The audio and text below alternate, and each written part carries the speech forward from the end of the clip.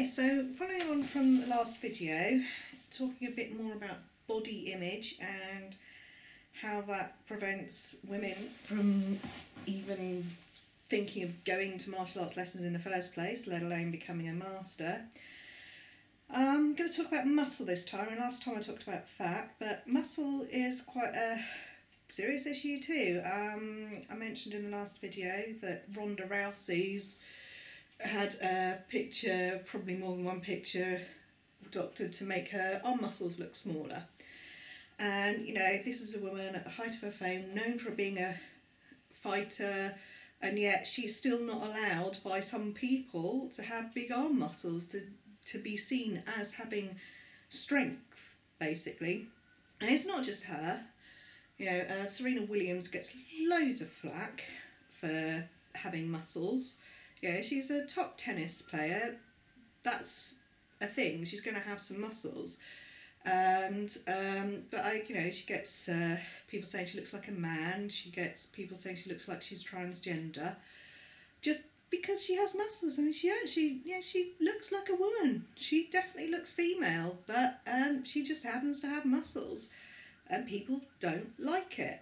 Now, when you see people like Serena Williams and Ronda Rousey having that kind of trouble because they've got muscles, what does that say to women in general? What does that say to a woman who's thinking about going to learn martial arts?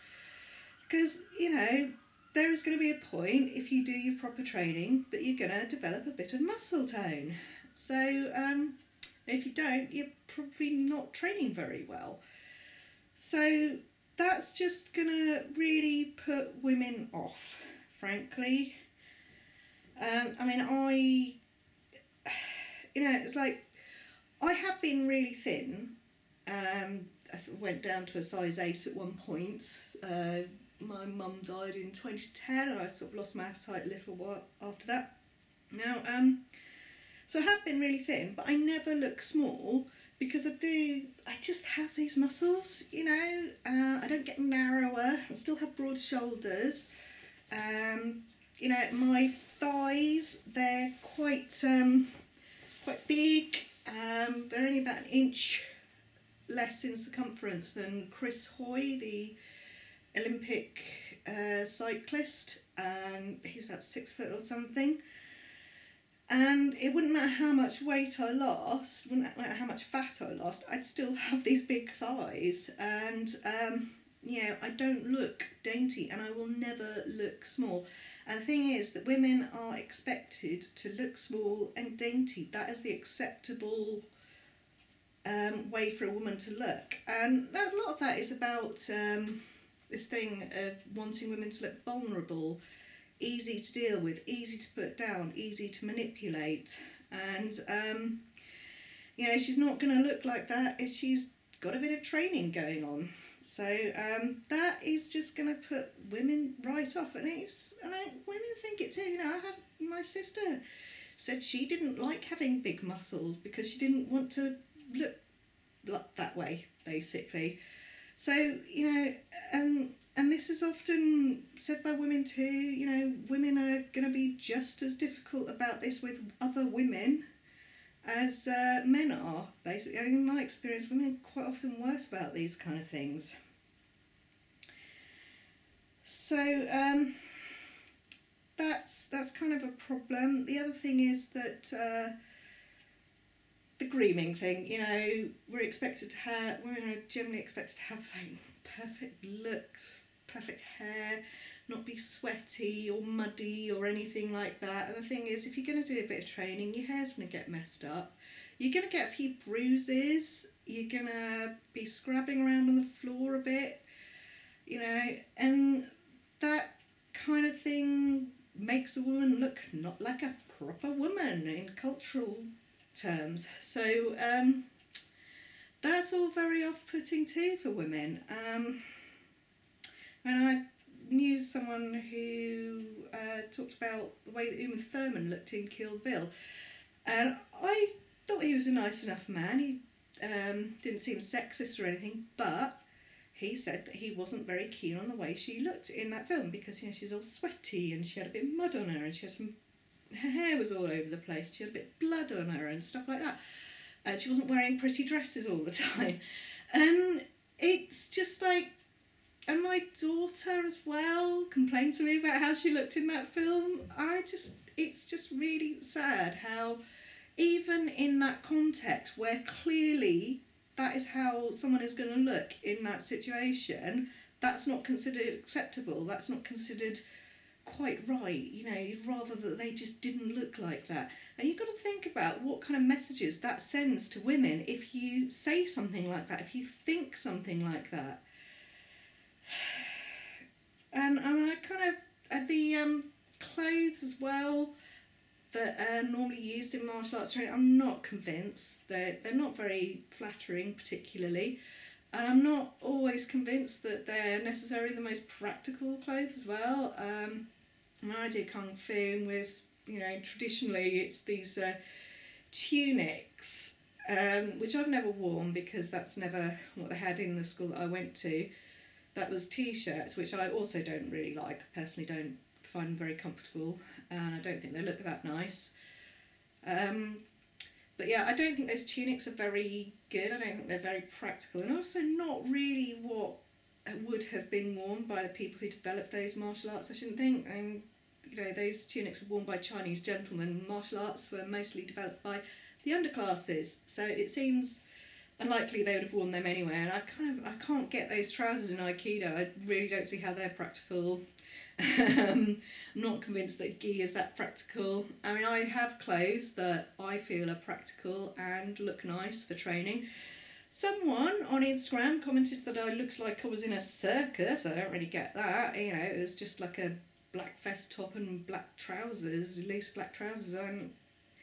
But yeah, I think the clothes are a little bit off-putting as well. I don't particularly like them, and yeah, if I don't like them, you can imagine that most women aren't really going to be that keen on them. Now, there's another thing. Okay, so that kind of just puts people off going in the first place. But there's another thing. If you want to become a master, if you want to really advance, you can't just practice inside the school. You need to practice elsewhere. You need to practice at home or outside somewhere, or find another space, because the time in the school is not enough for you if you want to really advance properly. So, I mean, I have arranged my living room so that I've got a lot of big space in the middle, and it's you know, it's big enough for me to do a reasonable amount of practice. I can't swing my double hook swords around in here. A lot of the hand forms I do have to squeeze in a bit. So it's not ideal, but I think most women, you know, I live on my own, but I think most women wouldn't necessarily be able to do that with their own living room. You know, they'd probably have to, might not suit other people they were living with. So I'd go outside, and I think that a lot of people would have to go and practice outside if they needed to, if they wanted to advance particularly. And that means it's very hard to find anywhere that's really properly, totally secluded outside. It's, you know, it's really difficult, you know, unless you're living in the middle of the countryside or something and you own your own field. So, you know, I practice outside. There's a grassy area. When it's raining a lot like it is now, it gets really muddy. People are always walking past their dogs or just going out for a walk. And, you know, people are going to see me practicing. They might see me making mistakes. They might see me fall over. They might see me getting muddy. And I'm comfortable with that. I can cope with that. And, you know, people nearby have got used to seeing me there. Sometimes you get people sort of trying to interrupt your training in some way or other. You know, maybe making funny noises or sending their dog to run under your feet or whatever. But I kind of manage that. I cope with that. But do you honestly think that many women are going to do that? I don't think many men would be prepared to go outside and practice where anyone could see them and walk past. It's very unlikely that women would be, because You know, women are held to much higher standards than men in everything, really.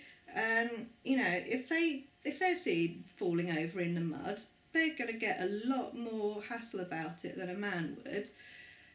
Just as they get more hassle about, you know, whether or not their hair's looking quite right and stuff like that. So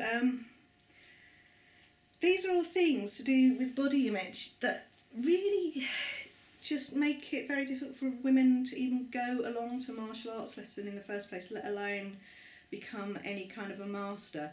So if you want women to even go to martial arts lessons in the first place, let alone become masters, you really need to think, both men and women, you all need to think about this, how you are looking at women, how you are judging them, how that affects the way that you behave to them, how that affects the comments that you make, how that affects just everything in the way that you deal with women.